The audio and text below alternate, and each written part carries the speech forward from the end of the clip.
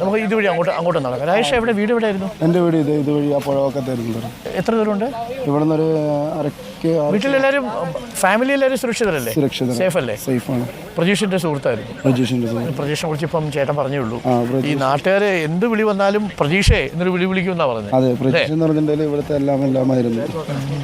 അതെന്ന് വെച്ചിട്ടുണ്ടെങ്കിൽ എല്ലാ കാര്യത്തിലും എല്ലാ പരിപാടിക്കും മരണാനന്തര ചടങ്ങാണെങ്കിലും ബാക്കിയുള്ള എന്ത് പരിപാടിയാണെങ്കിലും ആളുടെ സാന്നിധ്യം അവിടെ ഉറപ്പായിട്ടുണ്ട്. അവിടെ ഈ വിളിക്കാതെ പോലും അവിടെ രാജേഷ് എന്നല്ലേ പേര്? അതെ, രാജേഷ് ഈ ആ സമയത്തെ നിങ്ങൾ വീട്ടിൽ കിടന്നുറങ്ങുമായിരുന്നു? ഇവിടെ ആയിരുന്നോ? അവിടെ ആയിരുന്നു. ഈ സംഭവം എപ്പോഴാണ് അറിയുന്നത്? ആരെ വിളിക്കുന്നത് രജീഷ്? അതോ ഈ ശബ്ദം കേട്ട് ഉണരുമായിരുന്നു രാജേഷ്? സാറേ, ഞാൻ എന്നെ മുണ്ടക്കായി ഫസ്റ്റ് കോൾ വരുന്നത് നമ്മുടെ ഒരു ഫ്രണ്ട്, അവൻ്റെ പേര് സാജൻ എന്നാണ്. അപ്പോൾ പുള്ളിയാണ് എന്നെ ആദ്യമായിട്ട് വിളിക്കുന്നത്. അപ്പോൾ വിളിച്ചപ്പോൾ അവിടെ എന്താണ് സൗണ്ട് കേൾക്കുന്നുണ്ട് പറഞ്ഞു. അപ്പോൾ തന്നെ അപ്പോഴൊന്നും അങ്ങനെ വെള്ളം കയറിയിട്ടില്ലായിരുന്നു.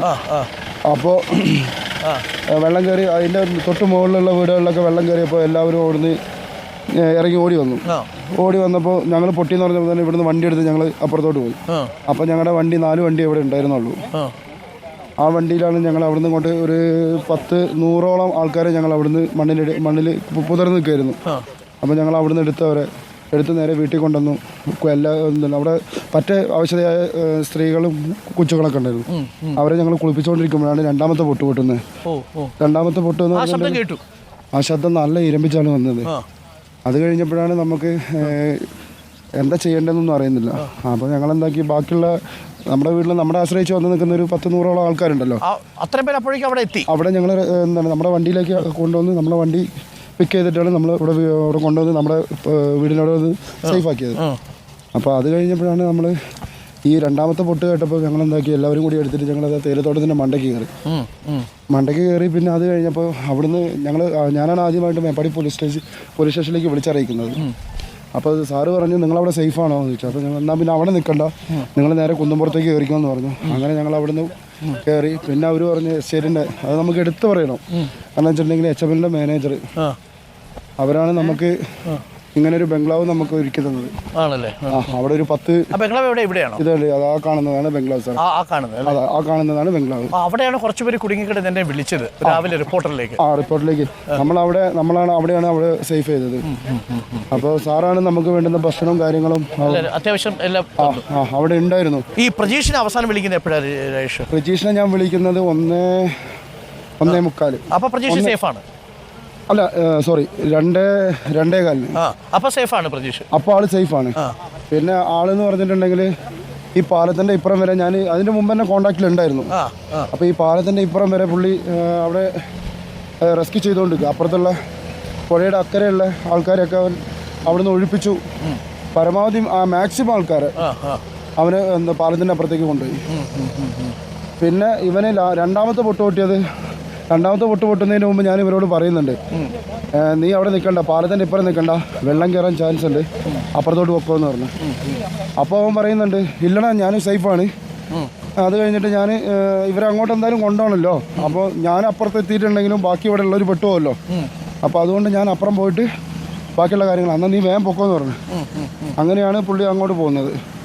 പാലത്തിന്റെ അപ്പുറത്തേക്ക് ആക്കുന്നത് ഞങ്ങൾ ഫോൺ വഴിയാണ്. നിങ്ങൾ സംസാരിച്ചു, അത് കഴിഞ്ഞാണ് പിന്നെ രണ്ടാമത്തെ അപ്പുറത്തെത്തി എന്ന് പറഞ്ഞിട്ട് ഇവൻ എനിക്ക് അപ്പോഴും കോണ്ടാക്റ്റിലുണ്ട്. അപ്പോൾ അപ്പുറത്ത് ഞാൻ സേഫാണ് പറഞ്ഞത്.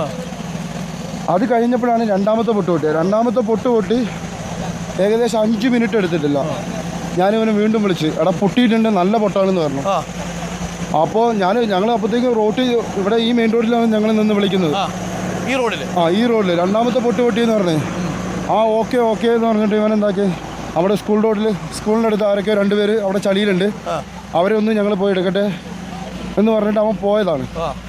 പോയപ്പോഴാണ് ആ രണ്ടാമത്തെ പൊട്ട് അത്ര ഇരമിച്ചു. ആ 2 പേരെ എടുക്കാൻ പോയില്ലായിരുന്നെങ്കിൽ പ്രജീഷ് ജീവനോട് ഉണ്ടായിരുന്നു. അവരും പോയി അല്ലേ? 2 പേരെ എടുക്കാൻ പോയി. 2 പേരെ എടുക്കാൻ പോയി. അവൻ്റെ കൂടെ ഉണ്ടായിരുന്ന ശരത്ത് എന്ന് പറഞ്ഞൊരു പയ്യനുണ്ടായിരുന്നു, അവനും പോയി. അങ്ങനെ ഞങ്ങൾക്ക് പിന്നെ എന്താ ചെയ്യണ്ട. പിന്നെ ആ നേരം തൊട്ടുന്ന് അവൻ്റെ ഫോൺ സ്വിച്ച് ഓഫ് ആണ്. അവൻ്റെ വീട് കിട്ടിയായിരുന്നു, ബോഡി അന്ന് തന്നെ. ഇത് നമ്മുടെ ഇവിടെ നിന്ന് ഒരു അണ്ണയൻ എന്ന് പറഞ്ഞൊരു പുള്ളിയുണ്ട്, പുള്ളിയുടെ തോട്ടത്തിൽ നിന്നാണ് നമുക്ക് സാധനം കിട്ടിയത്. പിന്നെ വേറൊരു കാര്യം എന്ന് വെച്ചാൽ അവൻ്റെ ദേഹത്ത് പരിക്ക് പോലും ഇല്ല. ഒരു പരിക്കുമില്ല. പരിക്കെന്ന് പറഞ്ഞിട്ടുണ്ടെങ്കിൽ ചെറിയൊരു മുറിപ്പാടേ ഉള്ളൂ ഇവിടെ. വെള്ളത്തിൽ വീണിട്ടുണ്ടാവും അല്ലേ? വെള്ളത്തിലാണ്. ചളിയും കാര്യങ്ങളൊന്നും അങ്ങനെ ഇതാക്കിയിട്ടില്ല. പക്ഷേ ഈ ബോഡികളൊക്കെ പോയി ചെന്ന് അടിഞ്ഞേക്കുന്ന ഈ അണ്ണയെന്ന് പറഞ്ഞ പുള്ളിയുടെ അവിടേക്ക് പറമ്പിലാണ്. ഇനിയിപ്പം ഇവിടെ നമുക്കൊരു 10-200 പേരെ കാണാനില്ലേ സാറേ? കണക്കില്ല. കാരണം എന്ന് വെച്ചിട്ടുണ്ടെങ്കിൽ നമുക്കിപ്പോൾ ഇവർ പറയുന്ന പോലെ, ഗവൺമെൻറ് പറയുന്ന പോലെ ഒന്നല്ല ഇതിൻ്റെ കണക്ക്. കാരണം എന്ന് വെച്ചിട്ടുണ്ടെങ്കിൽ ഒരു കുടുംബത്തിനകത്ത് ഒരാളെങ്കിലും ബാക്കിയുണ്ടെന്നുണ്ടെങ്കിൽ അവർക്ക് അതിൻ്റെ കണക്ക് കൃത്യമായിട്ട് കിട്ടും. ഒരു കുടുംബത്തിൽ മൊത്തം പൂർണ്ണമായിട്ട് പോയ സ്ഥിതിക്ക് നമ്മൾ എങ്ങനെ കണക്കെടുക്കുന്നത്? അതൊരു വളരെ പ്രധാനപ്പെട്ട ചോദ്യമാണ്. അപ്പോൾ ഇവരിപ്പോഴും പറയുന്നത് ഇപ്പോൾ ഇനി കിട്ടാനുണ്ട്. ഇതിൻ്റെ കണക്ക് കറക്റ്റായിട്ട് നമുക്ക് അറിയുന്നില്ല. കാരണം എന്ന് വെച്ചിട്ടുണ്ടെങ്കിൽ നമ്മൾ പൊട്ടിയ അന്ന് മുതൽ നമ്മൾ ഇവിടെയാണ് വെച്ചിട്ടുണ്ടെങ്കിൽ നമുക്ക് ഇവിടെ വിട്ട് പോകാൻ പറ്റുന്നില്ല. നമ്മൾ അന്ന് മുതൽ ഇവിടുത്തെ ആവശ്യങ്ങൾക്ക് നമ്മുടെ വണ്ടിയും കൊണ്ട്, ജീപ്പ് 4 വീലാണ്. അപ്പോൾ ആ വണ്ടിയായിട്ടാണ് നമ്മൾ ഇത്രയും. നിങ്ങളൊക്കെ ഇത്രയും അറിയാവുന്ന ആൾക്കാരല്ലേ അല്ലേ? ഒരുപാട് സംസാരിക്കുന്നവരും അല്ലേ? നിങ്ങളുടെ ജീപ്പിൽ കയറിയിട്ടുള്ളവരും, നിങ്ങളുടെ ട്രിപ്പ് എനിക്കത് ഒരുപാട് ഈ ഗസ്റ്റുകൾക്ക് വേണ്ടിയിട്ടൊക്കെ നിങ്ങളെ സഹായിച്ച മനുഷ്യരും ഒക്കെ ഉണ്ടാവും അല്ലേ? ഒരുപാട് സാറേ, ഒരുപാട്. അവരൊക്കെ ഇനി എന്ത് അങ്ങനെ കൈ പിടിച്ച് നടന്ന ഒരുപാട് ആൾക്കാർ, നമുക്കറിയുന്ന ഒരുപാട് ആൾക്കാർ നമ്മുടെ ഇതിൽ പോയവർ പോയി. പക്ഷേ ഇനി ഇവിടെ താമസിക്കാനൊരു ടെൻഷനാണ് അല്ലേ? അല്ലാത്ത ഇനിയൊരു താമസം നമുക്ക് പറ്റില്ല, സെറ്റാവില്ല. നമ്മൾ മാനസികമായിട്ട് നമ്മൾ അത്രയും ഒലഞ്ഞു പോയി. നമുക്ക് ഇനി ഇവിടെ ഇങ്ങോട്ട് വരിക എന്ന് പറഞ്ഞാൽ നമുക്കത് ചിന്തിക്കാൻ പോലും പറ്റുന്നില്ല. കാരണം എന്ന് വെച്ചിട്ടുണ്ടെങ്കിൽ എനിക്ക് 8 മാസം പ്രായമുള്ളൊരു കൊച്ചുണ്ട്. പിന്നെ ഒരു 4 വയസ്സുള്ള എനിക്ക് ട്വിൻസാണ്. 5 വയസ്സുള്ള 2 കൊച്ചുങ്ങൾ വേറെ ഉണ്ട്. അവർ രണ്ടുപേരും പറയുന്നത്, അച്ഛൻ ഞാനിവിടെ വണ്ടി ഓടാൻ വരുന്ന റെസ്ക്യൂവിന് വരുമ്പോൾ പോലും എന്നോട് പറയുന്നത് അച്ഛൻ പോരുതെന്ന്. വെച്ചിട്ടുണ്ടെങ്കിൽ അത്രയും കൊച്ചുങ്ങളൊക്കെ ഭയന്നിരിക്കുകയാണ്. ഈ പ്രദേശത്ത് ഇനിയിപ്പോൾ ആൾക്കാർ ഇനി താമസിക്കാൻ വരാൻ സാധ്യത കുറവാണ് അല്ലേ?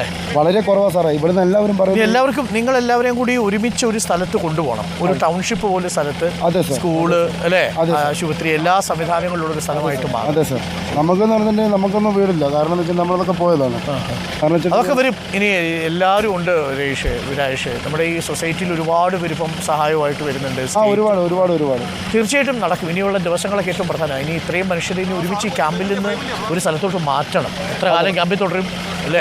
ഇവരിപ്പോൾ തന്നെ അതിനുള്ള പ്ലാൻ. ക്യാമ്പിലാണോ? ഞാൻ ക്യാമ്പിലാണ് സാറേ. മക്കളെല്ലാവരും ക്യാമ്പിലാണ്. ഭക്ഷണവും കാര്യങ്ങളൊക്കെ അവർ തരുന്നുണ്ട്. പിന്നെന്ന് പറഞ്ഞാൽ നമ്മുടെ ഫ്രണ്ട്സുകൾ ഡെയിലി നമുക്ക് അവിടെ വന്നിട്ട് നല്ല ഹെൽപ്പ് ചെയ്യുന്നുണ്ട്. മേപ്പാടി ഭാഗത്തുള്ള ഒരുപാട് ഫ്രണ്ട്സ് ഉണ്ട്. ഉഷാറാവും. നമുക്ക് അവിടെ നടക്കാം. നടക്കാമല്ലോ അല്ലേ?